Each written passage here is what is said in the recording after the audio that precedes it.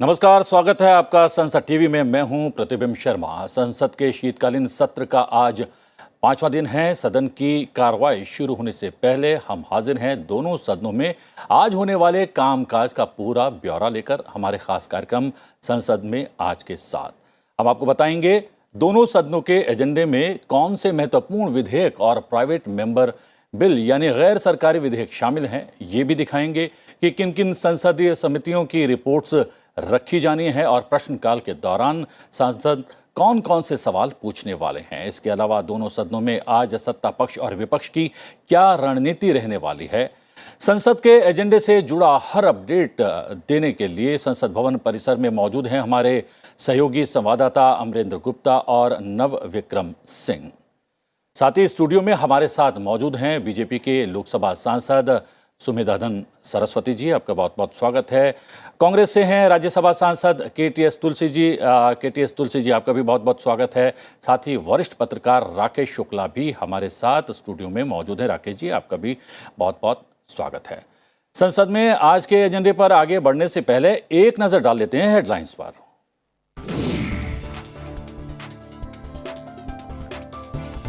Corona महामारी से पैदा हालात पर लोकसभा में नियम 193 के तहत अल्पकालिक चर्चा आज भी रहेगी जारी। आधी रात तक चली कार्रवाई के दौरान महामारी से जुड़े पहलुओं पर सांसदों ने रखे विचार और सुझाव। केंद्रीय स्वास्थ्य मंत्री डॉक्टर मनसुख मांडविया आज दे सकते हैं चर्चा का जवाब। लोकसभा में आज पेश होगा केंद्रीय सतर्कता आयोग संशोधन विधेयक 2021। केंद्रीय मंत्री डॉक्टर जितेंद्र सिंह दिल्ली विशेष पुलिस स्थापना संशोधन विधेयक 2021 भी करेंगे पेश। वित्त मंत्री निर्मला सीतारमण दोनों सदनों में पेश करेंगी 2021-22 के लिए अनुपूरक अनुदान मांगों को दर्शाने वाला विवरण। दोनों सदनों के एजेंडे में 280 से ज्यादा गैर सरकारी विधेयक। अनिवार्य मतदान विधेयक 2019 पर लोकसभा में होगी आगे की चर्चा। सार्वभौमिक और निःशुल्क स्वास्थ्य देखभाल का अधिकार विधेयक 2019 राज्यसभा की कार्यसूची में आज शामिल।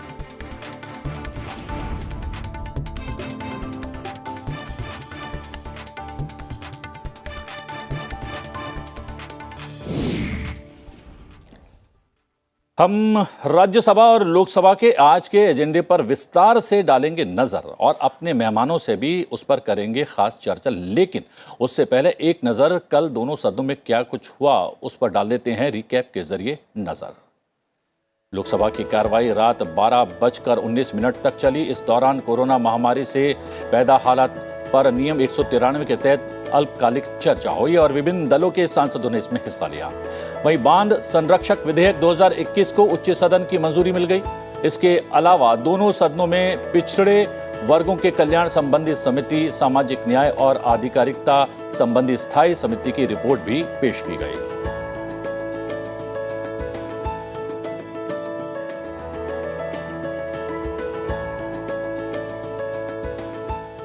संसद के आज के एजेंडे की बात करें तो दोनों सदनों की कार्यसूची में अहम कामकाज शामिल हैं। शुक्रवार होने की वजह से दोनों सदनों के एजेंडे में गैर सरकारी विधेयक भी शामिल हैं। सदन हम बता दें कि सबसे पहले एक नजर डाल लेते हैं लोकसभा में आज क्या कुछ खास होने वाला है। कोरोना महामारी से पैदा हालात पर लोकसभा में नियम 193 के तहत अल्पकालिक चर्चा आज भी जारी रहेगी। राष्ट्रीय फार्मास्यूटिकल शिक्षा और अनुसंधान संस्थान संशोधन बिल 2021 विचार और पारित किए जाने के लिए सदन की कार्यसूची में शामिल है। वहीं केंद्रीय सतर्कता आयोग संशोधन विधेयक 2021 और दिल्ली विशेष पुलिस स्थापना संशोधन विधेयक 2021 आज पेश किए जाएंगे। वित्त मंत्री निर्मला सीतारमण 2021-22 के लिए अनुपूरक अनुदान मांगों को दर्शाने वाला विवरण पेश करेंगी। रक्षा राज्य मंत्री अजय भट्ट रक्षा मंत्रालय से संबंधित अनुदान मांगों पर रक्षा संबंधी स्थायी समिति की सिफारिशों के कार्यान्वयन की स्थिति के बारे में बयान देंगे। वहीं संसदीय कार्य राज्य मंत्री अर्जुन राम मेघवाल सोमवार 6 दिसंबर 2021 से शुरू होने वाले सप्ताह के दौरान होने वाले सरकारी कार्य के बारे में जानकारी देंगे। सभा पटल पर मंत्रालयों से संबंधित अहम पत्र रखे जाएंगे और संसदीय समितियों की रिपोर्ट्स पेश होगी और प्रश्नकाल के दौरान सदस्य जनहित से जुड़े महत्वपूर्ण सवाल भी पूछने वाले हैं। रुक करते हैं, अमरेंद्र गुप्ता हमारे सहयोगी मौजूद हैं। संसद भवन परिसर में। अमरेंद्र, बहुत महत्वपूर्ण कार्यसूची है आज, लेकिन अगर बात करें कल की, जो रिकैप के जरिए हमने दिखा भी दिया है, आज क्या 193 के तहत कोविड-19 को लेकर जो चर्चा हुई देर रात तक, आज क्या मंत्री जी उस पर रिप्लाई देने वाले हैं या फिर चर्चा में कुछ और सांसद समाहित हो सकते हैं, उसके बाद ही रिप्लाई होगा? प्रतिबिंब आज विंटर सेशन का 5वां दिन है और कामकाज के लिहाज से खासा अहम माना जा सकता है। लेकिन अगर जिस तरह से आपने बताया, गुरुवार चौथे दिन की बात करें तो लोकसभा में एक ऐतिहासिक कामकाज हुआ और देर रात करीब 12:19 तक नियम 193 के तहत कोविड और उससे उत्पन्न स्थिति पर चर्चा हुई। ये देखने को मिला कि जिस तरह से लोकसभा अध्यक्ष सत्र के प्रारंभ से ये कहते आए हैं कि सुचारू हम सदन को चलाना चाहते हैं, और पिछले सदनों में हमने देखा कि लोकसभा अध्यक्ष के प्रयासों से हर बार सदन जो है काफ़ी सुचारू चला है, लेकिन प्रारंभिक के 2-3 दिन देखें तो कामकाज के लिहाज से खासा अच्छा नहीं रहा। लेकिन गुरुवार को जो नियम 193 के तहत एक महत्वपूर्ण चर्चा कोविड पे और कोविड से उत्पन्न जो स्थिति देश की है उस पे विभिन्न दलों के नेताओं ने, विभिन्न दलों के माननीय सदस्यों ने अपनी बात रखी। सबसे बड़ी बात यह है कि सरकार ने सभी मुद्दों को, सभी चर्चाओं को बहुत ध्यान से सुना और उस पर उनकी जो टिप्पणियां थी उसको नोट की, और उम्मीद की जा रही है कि जो नियम 193 के तहत उस चर्चा का जवाब आज केंद्रीय स्वास्थ्य मंत्री मनसुख भाई मांडविया देंगे। जी, आप बने रहिएगा। आप एक जो है रिएक्शन ले लेता हूं मैं। सुमिनानंद सरस्वती जी हमारे साथ मौजूद हैं। सुमिनानंद जी, बहुत महत्वपूर्ण चर्चा 12:19 तक चर्चा हुई है और आज उसका रिप्लाई भी आने वाला है। कितना महत्वपूर्ण है, और क्योंकि ये चुनौती जो है पूरे विश्व के लिए और देश के लिए बहुत बड़ी है, और जो नया वेरिएंट आया है इसको लेकर क्या कुछ किया जाने वाला है, वो भी इस चर्चा में समाहित था। कल जो चर्चा चली उसमें विभिन्न दलों के सदस्यों ने अपनी चिंताएं व्यक्त की, और ये स्वाभाविक बात थी कि जिस प्रकार से कोरोना महामारी चली और 2 बार हमने उसको झेला, पहली बार फिर भी स्थिति ठीक रही, लेकिन दूसरी बार जिस प्रकार से पूरे देश में वातावरण बना और उसमें बहुत सारी मौतें हुई, फिर भी सरकार ने जो प्रयास किए, चाहे वो वैक्सीनेशन उपलब्ध कराने के बारे में है, ऑक्सीजन उपलब्ध कराने के बारे में है, उसके बाद में तो प्रत्येक डिस्ट्रिक्ट हेडक्वार्टर पर ऑक्सीजन प्लांट लग गए हैं, मेडिकल कॉलेज की भी स्थिति काफ़ी अच्छी है, एम्स भी प्रारंभ किए गए हैं। तो वैक्सीनेशन और इस सारी चीज़ों को लेकर के कोरोना महामारी की रोकथाम के लिए सरकार ने जो प्रयास किए हैं वो काफ़ी महत्वपूर्ण हैं। और अभी जितने भी 18 साल से ऊपर के लोग हैं, प्रयास ये किया जा रहा है कि सबको डबल डोज हो जाए जी। तो ये चिंता का विषय है। तीसरी लहर का जो अभी 2 केसेस जो हैं हमारे देश में भी दिखाई दिए हैं, उसके ऊपर भी सरकार भी चिंतित है और पूरे देश का चिंतित होना स्वाभाविक बात है जी। उसके रोकथाम के लिए प्रयास जारी हैं। और अब हम अपने दर्शकों को बता दें कि आज उच्च सदन यानी कि राज्यसभा के एजेंडे में क्या है खास रहने वाला।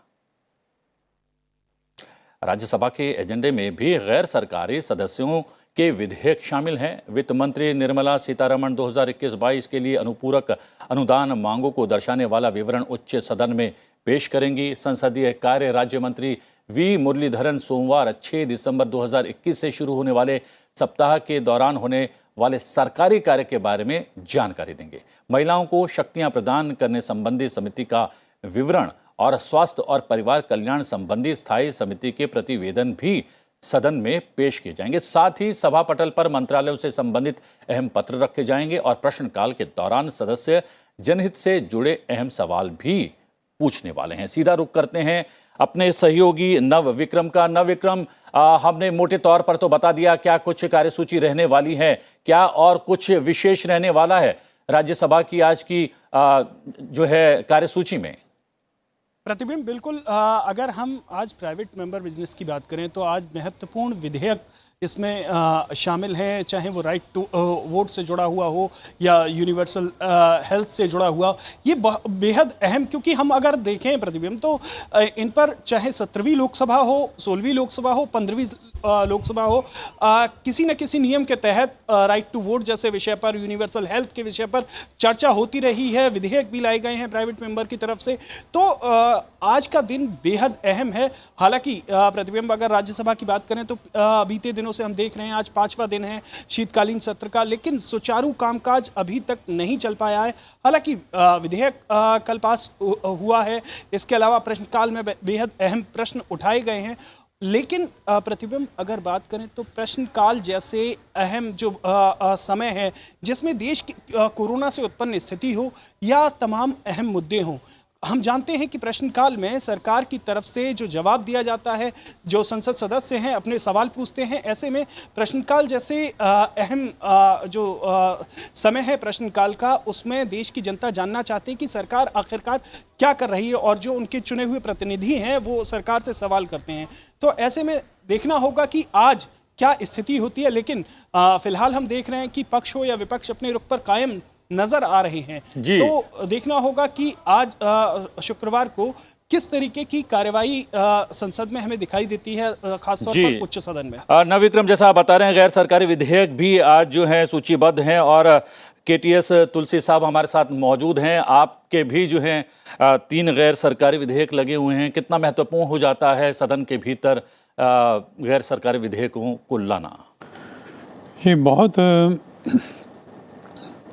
इम्पॉर्टेंट विषय है जी, क्योंकि universal health, right to health, right to live के साथ जुड़ा हुआ है। राइट टू लाइफ जो संविधान में हर एक भारत के बाशिंदों को दी गई है। तो मैं समझता हूँ कि ये तब तक संभव नहीं हो सकता जब तक हम जो बजट एलोकेशन है वो हेल्थ के ऊपर 1 से 1.5% के बीच में चलती है। जब तक हम एलोकेशन को 7 से 10 तक लेके नहीं जाएंगे तब तक ये किसी को भी ये सक्रिय नहीं हो सकेगा जो अधिकार संविधान ने दिया है हर एक को। ये देखा जा रहा है कि इंक्रीजिंगली प्राइवेट सेक्टर का रोल बढ़ रहा है हेल्थ में जी, और गवर्नमेंट हॉस्पिटल्स जो हैं वो लोगों को कॉन्फिडेंस विन करने में सफल नहीं है। कुछ इंस्टीट्यूशंस हैं जो बहुत प्रेस्टिजियस हैं मगर वो ज़्यादा रिसर्च में लगे हुए हैं, मगर जो गरीब आदमी है उसके लिए कोई भी रास्ता उपलब्ध नहीं है कि वो अपने जो अधिकार है हेल्थ का, सेहत का, और उसके लिए जो भी प्रावधान हो सकता है भारत के जो चिकित्सक हैं वो दुनिया में सबसे ज़्यादा काबिल माने जाते हैं जी, मगर वो चले जाते हैं क्योंकि यहाँ पे अगर प्रॉस्पेक्ट्स हैं स्पेशलिस्ट के तो वो प्राइवेट सेक्टर में है। प्राइवेट सेक्टर के तो अंदर दाखिल ही नहीं हो सकता गरीब आदमी। चलिए, 2 अलग अलग विषय आपने उठाए हैं। मैं पहले विषय पर आऊँगा, आपसे बात करना चाहूँगा राकेश जी कि ये जो निजी विधेयक लाए जाते हैं चाहे लोकसभा के भीतर चाहे राज्यसभा के भीतर, उनका जो प्रतिशत है जो कि प्रतिसाद मिलना चाहिए वो प्रतिशत में बहुत कम है। उसकी वजह क्या हो सकती है? देखिए, मुझे लगता है कि सरकार चाहती है कि जो भी विधेयक आए उसका श्रेय उसको मिलना चाहिए। जी, तो स्वाभाविक तौर पर जब राज्यसभा सांसदों की तरफ से ये विधेयक लाया जाता है, उस विधेयक में भले ही अच्छाइयाँ हों, सरकार उन बिंदुओं को अपने साथ समाहित करती है, अपने विधेयक में समाहित करती है, लेकिन ये कुल मिला के इसको ज़्यादा महत्व नहीं दिए जाने का कारण है क्रेडिट का सवाल होता है। हर सरकार चाहती है कि उसको ज़्यादा क्रेडिट मिले, और इसी वजह से जो प्राइवेट मेंबर बिल है उसको सरकारी तौर पर, चाहे किसी की भी सरकार हो, ज़्यादा तवज्जो नहीं दी जाती। जी, ये सुमिंदर जी देखा गया कि या तो निजी विधेयक आए गए हो जाते हैं या उसमें कुछ नज़र आता है, तत्व नज़र आता है सरकारों को, तो उसको जो है अडॉप्ट कर लिया जाता है और सरकार उस बिल को चाहे कोई भी सदन हो उसमें आगे बढ़ाती है। क्या ये बात सही है और कितनी सही है? वैसे काफ़ी महत्वपूर्ण बिल आते हैं कई बार और सदन में उस पर चर्चा होती है। उसका एक तो विशेष लाभ ये होता है कि समाज को उसकी जानकारी मिलती है। जी, बहुत से तथ्य उजागर होते हैं, क्योंकि संसद के पटल पर जब कोई विद्वान सांसद अपनी बात को रखता है और विधेयक लाने वाला व्यक्ति बहुत मेहनत करके, परिश्रम करके किसी विधेयक को तैयार करता है, और कुछ विधेयक ऐसे आए हैं जिनको गवर्नमेंट ने स्वीकार किया है, माननीय राकेश जी ठीक कह रहे हैं कि चाहे कोई भी गवर्नमेंट हो, उन्होंने इस पर ध्यान कम दिया है प्राइवेट बिल के ऊपर, लेकिन देना चाहिए क्योंकि बहुत से महत्वपूर्ण बिल आते हैं और इससे एक अच्छा मैसेज जाएगा समाज में। इससे सांसद मेहनत भी करेंगे, परिश्रम भी करेंगे और अच्छे अच्छे विधेयक आ सकते हैं समाज के सामने। जी जी, एक बात केटीएस तुलसी साहब ने उठाई है स्वास्थ्य को लेकर। उन्होंने कहा कि कम से कम 7-8% तक ले जाना चाहिए स्वास्थ्य का बजट। वो उसको करने में या उसको बढ़ाने में क्या चुनौतियां हैं, एक बात। और दूसरा, हमने देखा कि पिछले कुछ बरसों में लगातार अस्पतालों की संख्या बढ़ाने की कोशिश की गई है, गरीबों को 5 लाख तक स्वास्थ्य सेवाएं मुहैया कराने का प्रयास किया गया है।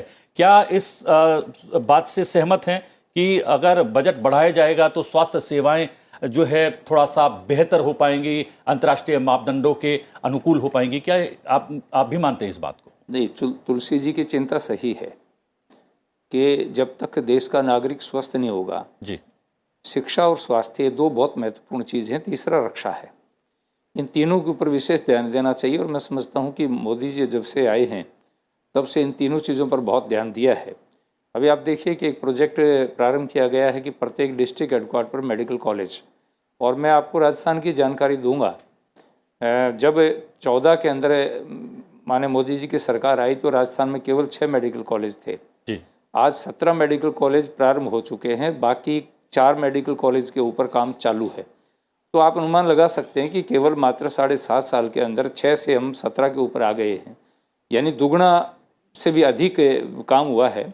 और मेडिकल सेवा में नए एम्स भी आ रहे हैं, काम हुआ है। बीच में कोरोना काल के अंदर जिस प्रकार से देश के ऊपर एकदम वजन पड़ा, विकास के काम ठप हुए, टैक्सेस भी पूरे प्राप्त नहीं हो पाए, इंडस्ट्री में भी नुकसान हुआ, तो उसको देखते हुए संसाधनों की दृष्टि से ही बजट बढ़ना चाहिए। वास्तव में ठीक बात है, हमें शिक्षा, चिकित्सा और रक्षा इन 3 विषयों पर विशेष ध्यान देना चाहिए। जी, और स्वास्थ्य से जुड़ा हुआ विषय ही है कोविड-19 और कोरोना महामारी से पैदा हालात पर लोकसभा में नियम 193 के तहत अल्पकालिक चर्चा आज भी जारी रहेगी। देर रात तक चली कार्रवाई के दौरान इस महामारी से जुड़े पहलुओं पर विभिन्न दलों के सांसदों ने विचार और सुझाव रखे।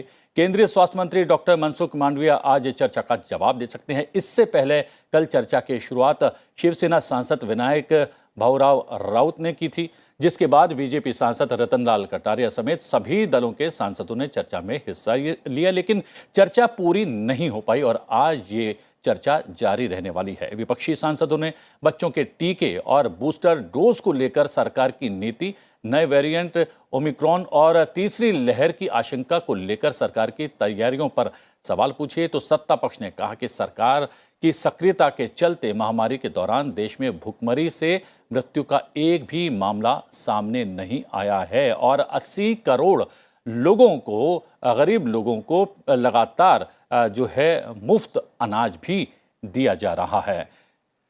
जी हां, बात लोकसभा के विधायी कामकाज की कर लेते हैं तो लोकसभा के एजेंडे में राष्ट्रीय औषध शिक्षा और अनुसंधान संस्थान संशोधन विधेयक 2021 शामिल है। केंद्रीय स्वास्थ्य और परिवार कल्याण मंत्री डॉक्टर मनसुख मांडविया विधेयक पर विचार और पारित करने का प्रस्ताव करेंगे। बिल राष्ट्रीय फार्मास्यूटिकल शिक्षा और अनुसंधान एक्ट 1998 में संशोधन करता है। विधेयक में देश के 6 औषधि शिक्षा और शोध संस्थानों को राष्ट्रीय महत्व का दर्जा देने का प्रस्ताव किया गया है। इनमें अहमदाबाद, गुवाहाटी, हाजीपुर, हैदराबाद, कोलकाता और रायबरेली के संस्थान शामिल हैं। लोकसभा में बजट सत्र के दौरान 15 मार्च 2021 को ये विधेयक पेश किया गया था।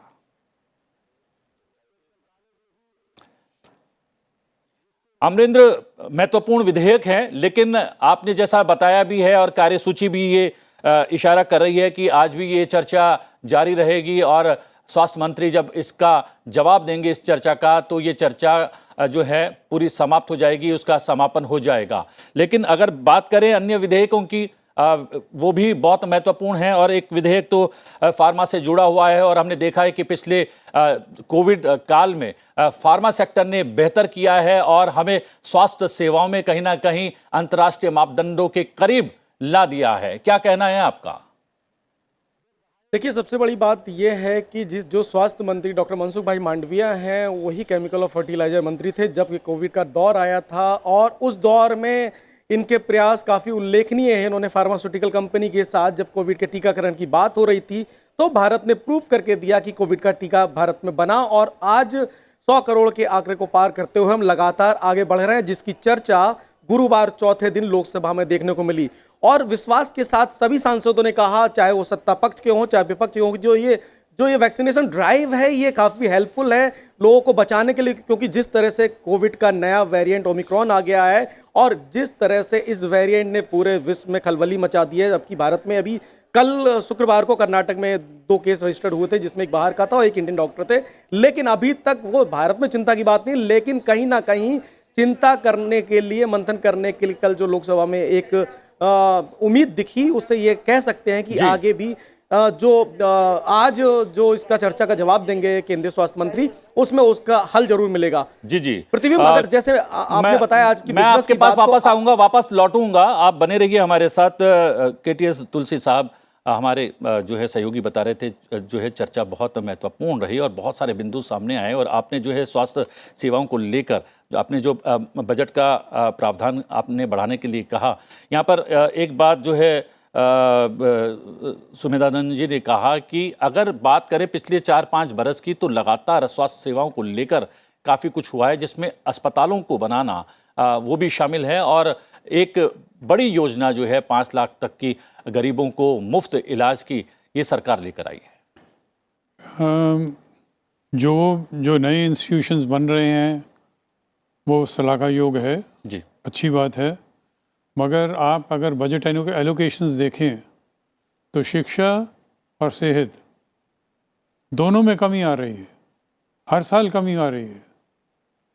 और ये सिर्फ प्राइवेटाइज एजेंसीज को बढ़ावा देगी, मगर गरीब आदमी के पास ये राइट टू लाइफ सिर्फ नाम की बात रह जाएगी।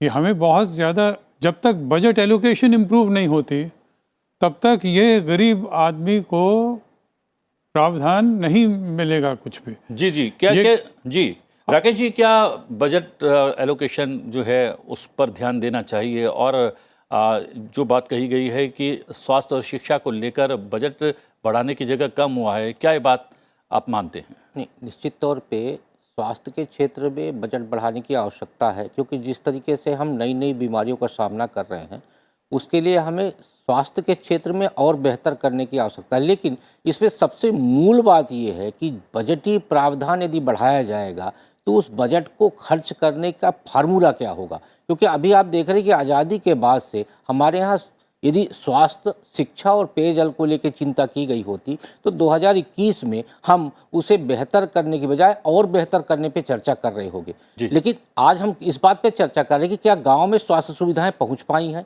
हाँ, प्राथमिक स्वास्थ्य केंद्र खोल दिए गए, वहां 1 या 2 व्यक्ति की नियुक्ति कर दी गई, कि लेकिन क्या उस गांव के व्यक्ति को स्वास्थ्य की वो सुविधा हासिल हो पा रही है जो शहरी क्षेत्र में हासिल हो रही है।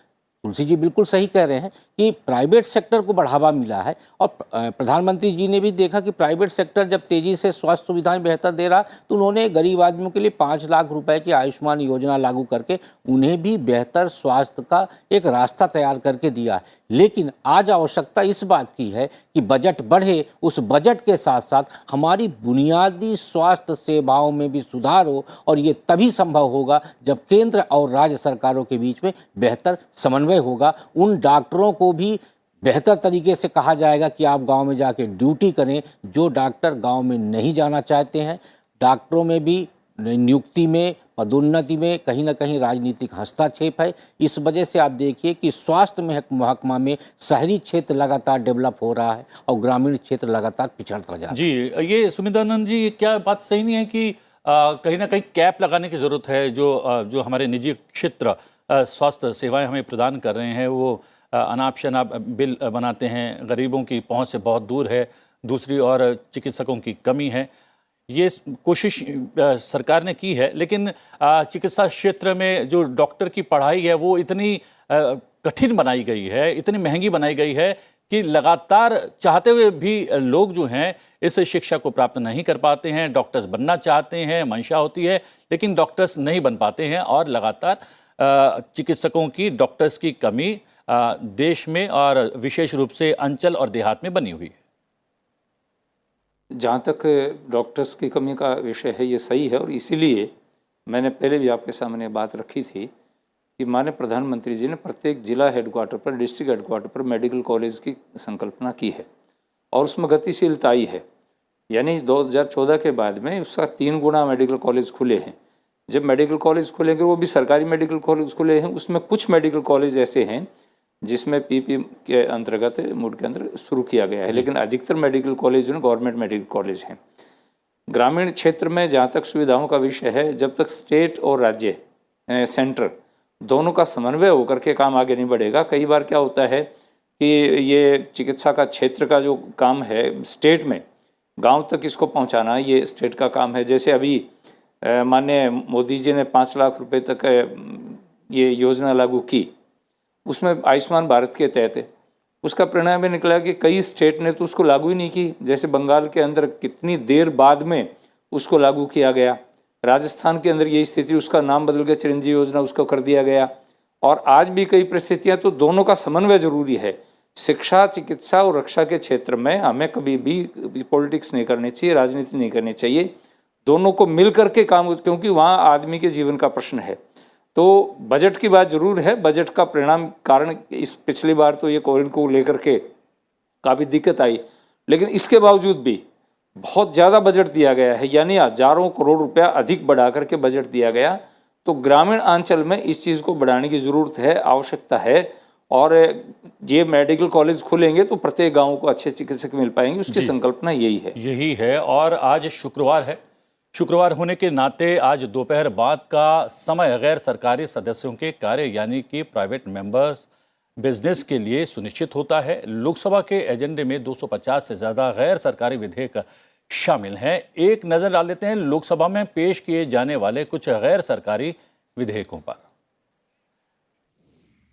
सांसद अधीर रंजन चौधरी पश्चिम बंगाल राज्य विशेष वित्तीय सहायता विधेयक 2019 पेश करेंगे।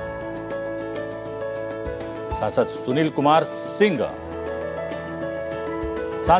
कुमार सिंह राष्ट्रीय पर्यटन सतत विकास और संवर्धन विधेयक 2019 पेश करेंगे।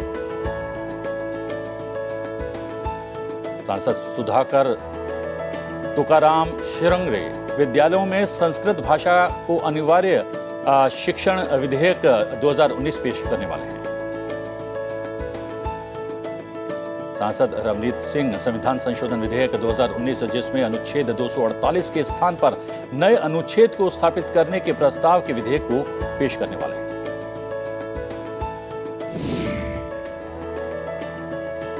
सांसद डॉक्टर किरीट प्रेम जी भाई सोलंकी भारतीय सुखाचार संशोधन विधेयक 2019 में धारा 7 के संशोधन को सदन में पेश करने वाले हैं।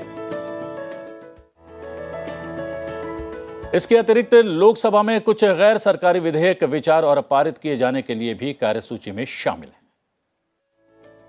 सांसद जनार्दन सिंह सिग्रीवाल की ओर से पेश अनिवार्य मतदान विधेयक 2019 पर आगे चर्चा होगी। उन्होंने 12 जुलाई 2019 को विधेयक पर विचार करने का प्रस्ताव पेश किया था। वो इसे पारित करने का भी प्रस्ताव करने वाले हैं। सांसद doctor Sanjay Jaiswal Pakistan Islamic Republic को आतंकवाद प्रायोजक राज्य के रूप में अभिहित करना विधेयक 2019 पर विचार और पारित करने का प्रस्ताव करेंगे। सांसद अधीर रंजन चौधरी कृषि, कर्मकार, रोजगार, सेवा शर्तें और कल्याण विधेयक 2019 पर विचार और पारित करने का प्रस्ताव करने वाले हैं। सांसद सुप्रिया सूड़े कंपनी संशोधन विधेयक 2019 पर विचार और पारित करने का प्रस्ताव करेंगी। वो इसमें विशेष रूप से धारा 135 में संशोधन का प्रस्ताव लाने वाली है। सांसद कुंवर पुष्पेंद्र सिंह चंदेल केंद्रीय संस्कृत विश्वविद्यालय विधेयक 2019 पर विचार और पारित करने का प्रस्ताव करेंगे।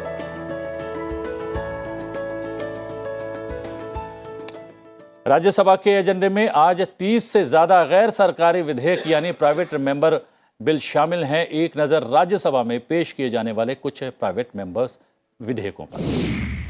सांसद डॉक्टर किरोड़ीलाल मीणा भारत में एक समान नागरिक संहिता विधेयक 2020 पेश करेंगे। सांसद केटीएस तुलसी आज 3 प्राइवेट मेंबर विधेयक पेश करेंगे। वो कुष्ठ रोग से प्रभावित व्यक्तियों और उनके कुटुंबों के अधिकार विभेद के प्रति संरक्षण और सामाजिक कल्याण की गारंटी विधेयक 2021 पेश करने वाले हैं।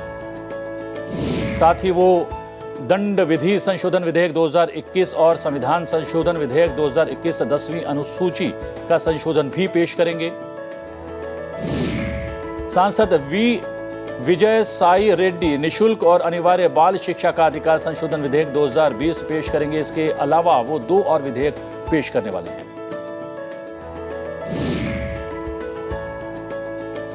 सांसद YS चौधरी नए अनुच्छेद 12A और 12B को जोड़ने के लिए संविधान संशोधन विधेयक 2020 पेश करेंगे।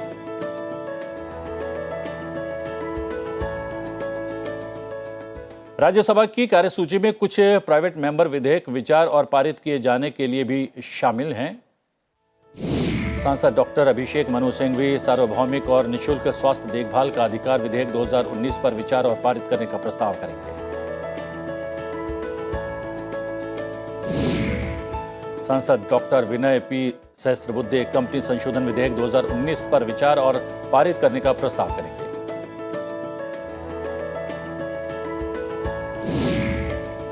सांसद डॉक्टर संबित पात्रा राज्य पुनर्गठन आयोग विधेयक 2015 पर विचार और पारित करने का प्रस्ताव करेंगे।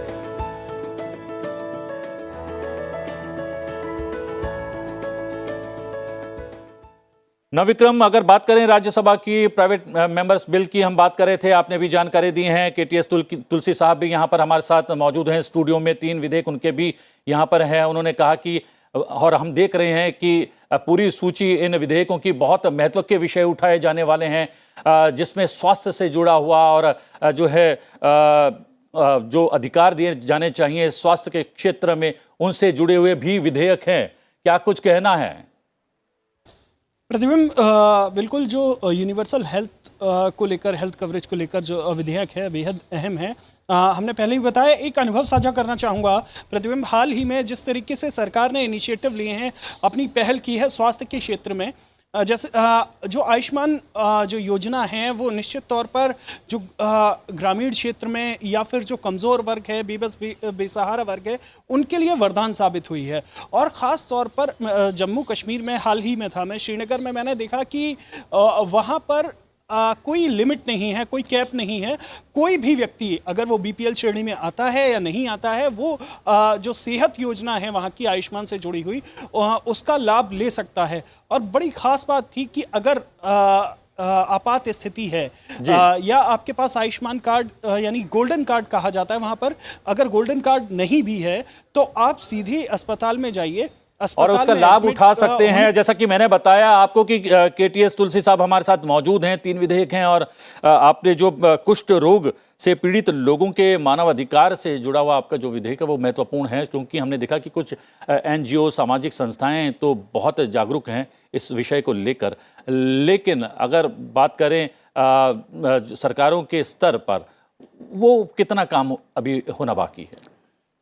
नहीं, मेडिकल साइंस ने बहुत तरक्की की है, जिसकी वजह से कुष्ठ रोग 100% क्योरेबल हो गया है जी। तो जो लोग क्योर हो चुके हैं उनको उसी तरह से सरकार में आना चाहिए, उनको नौकरी मिलनी चाहिए, रिजर्वेशन का उनको लाभ मिलना चाहिए, और किसी तरह से भी उनके साथ डिस्क्रिमिनेशन नहीं होना चाहिए। एक बार वो क्योर हो गए तो उनको सारे नागरिकों के अधिकार जो संविधान में अंकित हैं वो उनका लाभ उनको मिलना चाहिए। तो इसीलिए कि ये क्योरेबल है और जो क्योर्ड पेशेंट्स हैं उनको बराबरी का अधिकार मिले, ताकि वो अपना जीवन अच्छे तरीके से बिना किसी हिचकिचाहट के। जी सुमितानंद जी, कॉमन सिविल कोड लगातार हम देख रहे हैं कि बीजेपी के एजेंडे में रहा है। आज निजी विधेयक में एक विषय ये भी है, कितना महत्वपूर्ण है और क्या आपको लगता है कि सत्ता पक्ष को इसको हाथों हाथ लेना चाहिए और एडॉप्ट करके इसको आगे बढ़ाना चाहिए? ये बहुत महत्वपूर्ण है जी। जिस प्रकार से आबादी का संतुलन बिगड़ता जा रहा है और इसमें साथ में धर्म परिवर्तन की घटनाएं जो दिन प्रतिदिन घटती जा रही हैं। आप देखेंगे कि हमारे पड़ोसी देशों में जो नेहरू लियाकत समझौता हुआ था और उसमें ये एक प्रभाव था कि भाई दोनों देश अपने अल्पसंख्यकों के संरक्षण करेंगे, लेकिन पाकिस्तान में हिंदू और सिखों के ऊपर जो अत्याचार हुए, लेकिन भारत में प्रत्येक व्यक्ति को सुरक्षा प्रदान है। लेकिन यहाँ आबादी का संतुलन जो बिगड़ता जा रहा है और अल्पसंख्यक के नाम के ऊपर बहुत बड़ी सुविधाएं मिल रही हैं, बहुत से बहुसंख्यक लोग जो हैं वो गरीब होकर के उन सुविधाओं को नहीं उठा पा रहे हैं। तो ये समान आचार संहिता देश की मांग है और मैं समझता हूँ बहुत महत्वपूर्ण विषय है ये, इसके ऊपर चिंतन होना चाहिए। ये जो प्राइवेट बिल आ रहा है इसके ऊपर चर्चा होगी तो ये लोगों के सामने बहुत अच्छे विषय आएंगे। जी जी, और कहीं ना कहीं राकेश जी, हमने देखा कि कोर्ट भी पिछले दिनों इस पर जो है संज्ञान ले चुकी है और उसने भी टिप्पणी की है, और जैसा मैंने कहा कि बीजेपी विशेष रूप से लगातार अपने एजेंडे में इसको समाहित किए रही है, तो माना जाए इसको आगे बढ़ाया जा सकता है। निश्चित तौर पे मुझे लगता है सरकार इस पे दिलचस्पी लेगी। उसका कारण एक ये है कि जिस तरीके से कानूनी असंतुलन भी भारत में पैदा हुआ है। अब देखिए कई जो धर्म आधारित कानूनों का लागू होना और उसकी वजह से उसी समाज के लोगों को प्रताड़ना का शिकार होना पड़ता है। उसमें 3 तलाक का एक इशू आप देख सकते हैं कि सरकार ने आगे बढ़ के 3 तलाक जैसे जो कुरीति है उसको समाप्त करने के लिए कानूनी प्रावधान बनाया। तो ये जो समान आचार संहिता का विषय है उससे निश्चित तौर पे एक समानता आएगी। समानता उस हिसाब से कि कहीं पे बहुसंख्यक और अल्पसंख्यक का जो एक दायरा है वो दायरा समेटेगा और उसमें सबको समान रूप से आधिकारिक रूप से आगे बढ़ने का एक रास्ता तैयार होगा। जी जी, और कहीं ना कहीं ये कुछ लोग ये भी कहने लगे हैं कि ये अल्पसंख्यक बहुसंख्यक ये जो भेद है उसको हटा ही देना चाहिए। सब भारत के नागरिक हैं, भारतीय हैं, तो अल्पसंख्यक और बहुसंख्यक का भेद मिट जाएगा तो शायद भारतीयता ज़्यादा जो है लोगों में आएगी। आप भेद कैसे मिटा सकते हैं? जी, मेजॉरिटी रहेगी क्योंकि उनकी संख्या ज़्यादा है, माइनॉरिटी रहेंगे। मगर मैं फिर भी ये जो यूनिफॉर्म सिविल कोड है उसके हक में हूँ जी, क्योंकि सिविल कोड में मानव अधिकारों की बात ही है। महिलाएं चाहे धर्म कोई भी हो उनको भी बराबरी का अधिकार संविधान ने दिया है।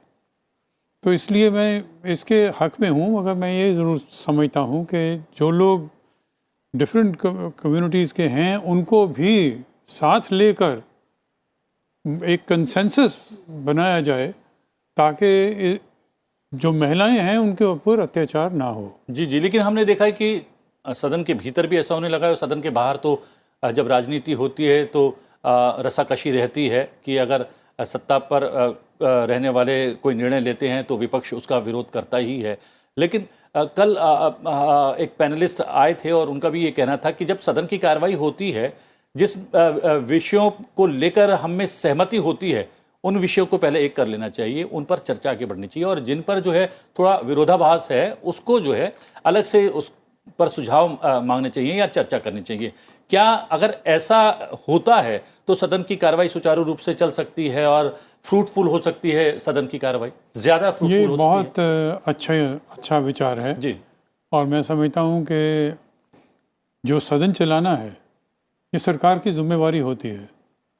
तो ये एक बहुत अच्छी तरह से एक लिंक बन जाएगा सरकार, leader of the house and leader of opposition दोनों पहले मिलकर, और जितने भी बाकी पार्टीज़ हैं उनके नेता जो हैं मिलकर तय करें। अगर कुछ डिफरेंस ऑफ ओपिनियन है भी तो स्टैंडिंग कमेटी में जा सकता है।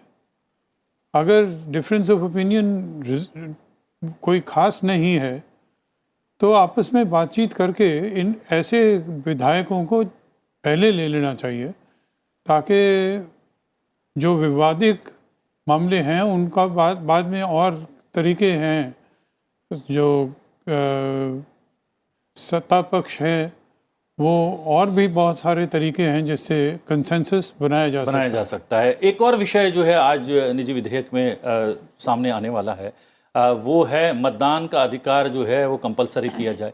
और बहुत आवाज़ें उठती रही हैं कि हमने देखा है कि एलिट क्लास को लेकर ये सवाल उठाए जाते हैं कि वो विषयों को जो है अलग अलग मंचों पर उठाते तो हैं, लेकिन जब मतदान की बात आती है तो वो उसमें उस तरीके से सम्मिलित नहीं होते हैं उस प्रक्रिया में। ये देखा गया है कि चुनाव आयोग की वजह से ये मतदान का प्रतिशत लगातार बढ़ रहा है, लेकिन अगर इसको कंपलसरी बनाया जाएगा तो आपको लगता है कि लोकतंत्र की हमारी व्यवस्था भी मजबूत होगी और कहीं ना कहीं जो है सरकारें जो हैं बनेंगी या बिगड़ेंगी, वो जो है ज़्यादा से ज़्यादा भागीदारी होगी लोगों की। मतदान की अनिवार्यता बहुत महत्वपूर्ण विषय है जी, क्योंकि लोकतंत्र में कई बार हमने ये देखा है कि कई स्टेट में तो 15% 13% के ऊपर चुनाव हो गए और जिस पार्टी ने 6% मत प्राप्त किए उनकी सरकार बन गई। लगभग लोकसभा में तो ये देखने में आता है कि 60 और 65% लोग मतदान करते हैं, उसके भी 4 पार्टियां होती हैं, तो 20% 18% मत लेने वाली पार्टी जो सरकार बना लेती है जी। अगर मतदान अनिवार्य किया जाएगा तो उसमें सही मत सामने आएगा कि कौन सी पार्टी मत इसके सरकार चलाने के हकदार है। तो ये बहुत महत्वपूर्ण है, देश के हित में, समाज के हित में ये आवश्यक मानता हूँ मैं इसको। जी, लेकिन सबसे बड़ी बात यह है कि आवश्यकता ये है कि सदन की कार्रवाई सुचारू रूप से चले। कल राज्यसभा की बात करें KTS तुलसी साहब, तो सभापति जी ने कहा भी कि भाई 5 दिन खराब हो गए हैं, बहुत ज़्यादा कार्य हो नहीं पाया है, कार्यसूची बहुत महत्व की होती है, सबकी भागीदारी होनी चाहिए। विरोध की अगर बात है तो सदन की कार्रवाई में सम्मिलित होकर भी आप अपना विरोध जता सकते हैं, अपनी बात रख सकते हैं। क्या अगर ऐसा होगा तो सदन की कार्रवाई हम माने आज सुचारू रूप से चल पाएगी? पता नहीं, ये मगर कांग्रेस ने शुरू नहीं किया जी। ये जो हंगामा है और ऑब्स्ट्रक्शन करनी है, ये शुरू किया बीजेपी ने। और अरुण जेटली जी कहते थे कि ये लेजिटिमेट टूल है डेमोक्रेसी का। सुषमा स्वराज जी ने जो लोकसभा में बयान दिया एज लीडर ऑफ ऑपोजिशन, उन्होंने भी जस्टिफाई किया कि हम सदन की कार्रवाई नहीं चलने देंगे, what is there to debate, ये उनका मत था। अब it's come a full circle. कभी भी 12 मेंबर और वो भी अपर हाउस के, उनको निष्कासित किया जाए और रेस्ट ऑफ द सेशन। लेकिन जो स्थिति पैदा हुई, कागज स्थिति फैले गए, पहली बार नहीं हुई, सभा ये कई साल से चल रही है स्थिति। ये सिर्फ बीजेपी के सत्ता में आने से नहीं हुई, उससे पहले की चल रही है जी। तो ये डबल स्टैंडर्ड्स नहीं होने चाहिए।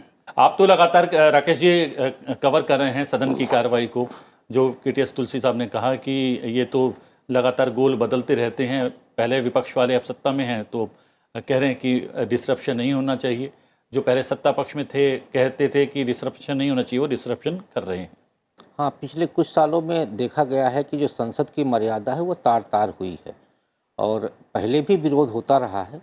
और मुझे याद है कि UPA गवर्नमेंट के समय पे भी भारतीय जनता पार्टी और RJD के सांसदों के बीच में इतनी बड़ी भिड़ंत होने की स्थितियां पैदा हो गई थी इसी लोकसभा के अंदर कि मतलब कहने में भी संकोच लगता है कि बांह तक समेट ली गई। मगर डॉक्टर मनमोहन सिंह जी के टाइम पे किसी को ऐसे निष्कासित नहीं किया गया, उनके टेबल के सामने आके नाचते थे। जी जी, लेकिन जैसा कि आप तीनों इस बात से तो सहमत हैं कि जो भी अगर विचार रखने हैं सदन के माध्यम से रखे जा सकते हैं। सदन में ये प्रक्रिया है, चर्चा की जाए, अलग अलग नियमों के तहत चर्चा की जाए और उन नियमों के तहत जब चर्चा होती है तो चाहे वो सत्ता पक्ष के सांसद हों चाहे विपक्ष के सांसद हो, अपनी बात को दूर तक पहुंचा सकते हैं। मगर मैं ये मांग जरूर करता हूं कि ये जो निष्कासित हैं इसको वापस लिया जाए। जी जी जी, चलिए राकेश जी आप चर्चा में शामिल हुए, KTS तुलसी जी आप और सुमिंद्रनाथन जी, आप तीनों को बहुत बहुत धन्यवाद, थैंक यू वेरी मच। और हमारे दो विशेषज्ञ जो है संवाददाता नव विक्रम और अमरेंद्र भी हमारे साथ मौजूद थे। आप दोनों ने बहुत सारे बिंदुओं पर प्रकाश डाला, धन्यवाद, थैंक यू वेरी मच। लेते हैं एक छोटा सा ब्रेक के बाद बहुत जल्द वापस लौटते हैं।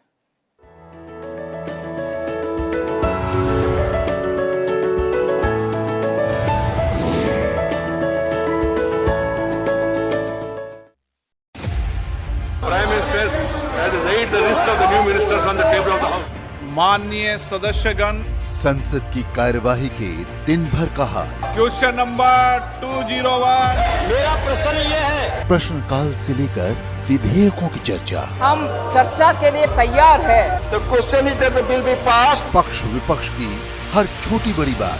Law has been passed. एक स्पेशल कमेटी कॉन्स्टिट्यूट करनी चाहिए। मैं आपके नोटिस को लाना चाहता हूँ। प्राथमिक रूप से काफी तैयारियां की थी।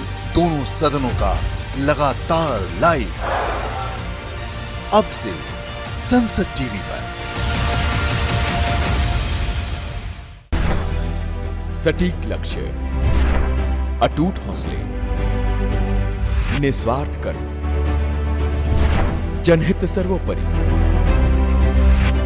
नायक नए भारत के, कहानियां बदलाव की।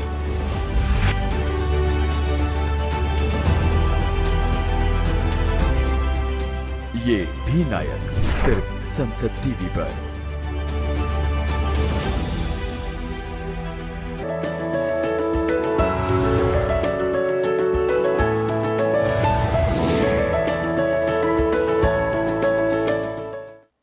संसद में आज में ब्रेक के बाद आपका एक बार फिर से स्वागत है और कार्यसूची पर एक बार जल्दी नजर डाल लेते हैं। प्रश्नकाल की बात कर रहे थे लोकसभा में। आज प्रश्नकाल के दौरान आयुष, विदेश, स्वास्थ्य और परिवार कल्याण, विधि और न्याय और महिला और बाल विकास मंत्रालय से प्रश्न पूछे जाने वाले हैं।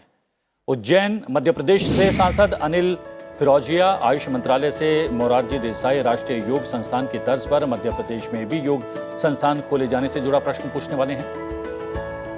भुवनेश्वर उड़ीसा से सांसद अपराजिता सारंगी विधि और न्याय मंत्रालय से ऑनलाइन विवाद समाधान से जुड़े कानूनों को और प्रभावी बनाने से जुड़ा प्रश्न करने वाली हैं। सांसद तालारी रंगैया आयुष मंत्रालय से प्राकृतिक चिकित्सा और योग महाविद्यालयों के लिए विनियामक निकाय की स्थापना से जुड़ा प्रश्न पूछने वाले हैं। सांसद कनकमल कटारा महिला और बाल विकास मंत्रालय से देश में महिलाओं के प्रति होने वाले अपराधों को रोकने के लिए उठाए जा रहे कदमों से जुड़ा प्रश्न पूछेंगे। सांसद बालू भाऊ धानोरकर स्वास्थ्य और परिवार कल्याण मंत्रालय ऑक्सीजन की कमी के कारण हुई मौतों से जुड़ा ब्यौरा मांगने वाले हैं। जलगांव महाराष्ट्र से सांसद उन्मेष भैया साहेब पाटिल आयुष मंत्रालय से बीते 3 साल में सरकार की ओर से आयुर्वेद को बढ़ावा देने के लिए खर्च की गई धनराशि से जुड़ा प्रश्न करेंगे। सांसद चंद्रेश्वर प्रसाद स्वास्थ्य और परिवार कल्याण मंत्रालय से कैदियों में हुए कोविड-19 टीकाकरण की वर्तमान स्थिति से जुड़ा प्रश्न करेंगे। सांसद कृष्णपाल सिंह यादव स्वास्थ्य और परिवार कल्याण मंत्रालय से सिलिकोसिस के रोगियों की पहचान और कुल संख्या से जुड़ा प्रश्न करेंगे। अटल पश्चिम बंगाल से सांसद दीपक अधिकारी स्वास्थ्य और परिवार कल्याण मंत्रालय से वैश्विक महामारी कोविड-19 के दौरान कार्डियोवैस्कुलर रोगों में वृद्धि से जुड़ा प्रश्न करेंगे। कर्नाटक उत्तर प्रदेश से सांसद सुब्रत पाठक स्वास्थ्य और परिवार कल्याण मंत्रालय से कोविड-19 टीकाकरण कार्यक्रम की वर्तमान स्थिति से जुड़ा प्रश्न करने वाले हैं। इंदौर मध्य प्रदेश से सांसद शंकर लालवानी स्वास्थ्य और परिवार कल्याण मंत्रालय से देश में मधुमेह रोगियों की संख्या में हुई वृद्धि से जुड़ा प्रश्न करेंगे।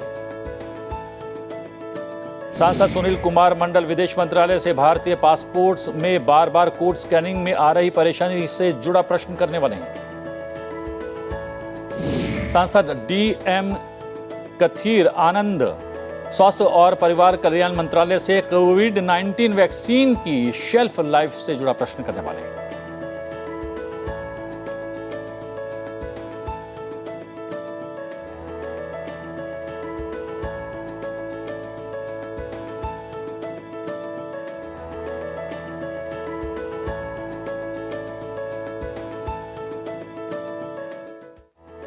और अगर राज्यसभा की बात करें तो राज्यसभा में आज प्रश्नकाल के दौरान कृषि और किसान कल्याण, वाणिज्य और उद्योग, उपभोक्ता मामले, खाद्य और सार्वजनिक वितरण, इलेक्ट्रॉनिकी और सूचना प्रौद्योगिकी, खाद्य प्रसंस्करण उद्योग, भारी उद्योग और रेल मंत्रालय से जुड़े प्रश्न पूछे जाने वाले हैं। सांसद कनक मेदला रविंद्र कुमार वाणिज्य और उद्योग मंत्रालय से हैदराबाद बेंगलुरु औद्योगिकी गलियारे को बनाने में गति लाने से जुड़ा प्रश्न करने वाले हैं। सांसद डॉक्टर विकास महात्मे भारी उद्योग मंत्रालय से महाराष्ट्र में फेम इंडिया 2 योजना की वर्तमान स्थिति से जुड़ा प्रश्न करने वाले हैं। सांसद ममता मोहंता रेल मंत्रालय से उड़ीसा राज्य में चल रही और लंबित पड़ी रेल लाइन परियोजना की स्थिति से जुड़ा प्रश्न करने वाली हैं। सांसद डॉक्टर के केशव राव उपभोक्ता मामले, खाद्य और सार्वजनिक वितरण मंत्रालय से केंद्र सरकार की ओर से तेलंगाना राज्य से सभी प्रकार का चावल खरीदने से जुड़ा प्रश्न करने वाले हैं।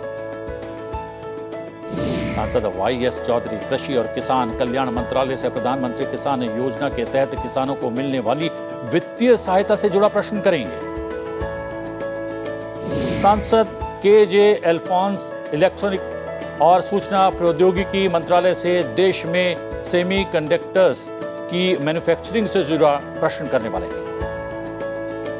सांसद रेवती रमन सिंह कृषि एवं किसान कल्याण मंत्रालय से किसानों की आमदनी में वृद्धि नहीं होने पर सरकार की ओर से उठाए जाने वाले कदमों से जुड़ा प्रश्न करेंगे। सांसद डॉक्टर विनय पी सहस्त्रबुद्धे खाद्य प्रसंस्करण उद्योग मंत्रालय से ऑपरेशन ग्रीन्स में टमाटर, प्याज और आलू को भी शामिल किए जाने से जुड़ा प्रश्न करेंगे। सांसद झरना दास वैद्य कृषि एवं किसान कल्याण मंत्रालय से किसानों की आय 2 गुनी किए जाने से जुड़ा प्रश्न करने वाले। सांसद संजय राउत कृषि एवं किसान कल्याण मंत्रालय से राज्यों की ओर से प्रधानमंत्री फसल बीमा योजना से अपना नाम वापस लिए जाने से जुड़ा प्रश्न करेंगे। सांसद राजेंद्र गहलोत भारी उद्योग मंत्रालय से बीते 3 साल से भारी उद्योग के विकास के लिए योजनाओं से जुड़ा प्रश्न करेंगे। सांसद के.सी. राममूर्ति कृषि और किसान कल्याण मंत्रालय से देश में सिंचाई योग्य जमीन से जुड़ा प्रश्न करेंगे। सांसद पी. भट्टाचार्य कृषि एवं विकास कल्याण मंत्रालय से तंबाकू की खेती के विकल्पों को बढ़ावा दिए जाने से जुड़ा प्रश्न करेंगे।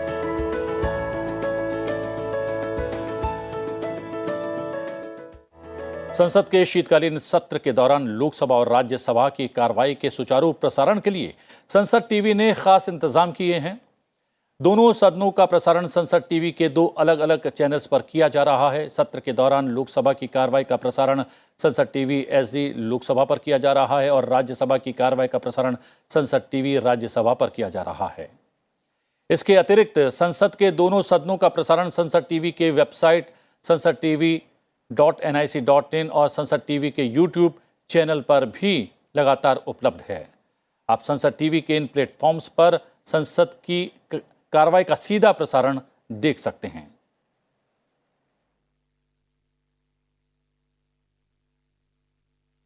फिलहाल संसद में आज में इतना ही। अब से कुछ देर में दोनों सदनों की कार्रवाई शुरू होने जा रही है। संसद टीवी पर आप देख सकते हैं दोनों सदनों की कार्रवाई का सीधा प्रसारण। तो बने रहिए संसद टीवी के साथ। मुझे दीजिए आज्ञा। नमस्कार।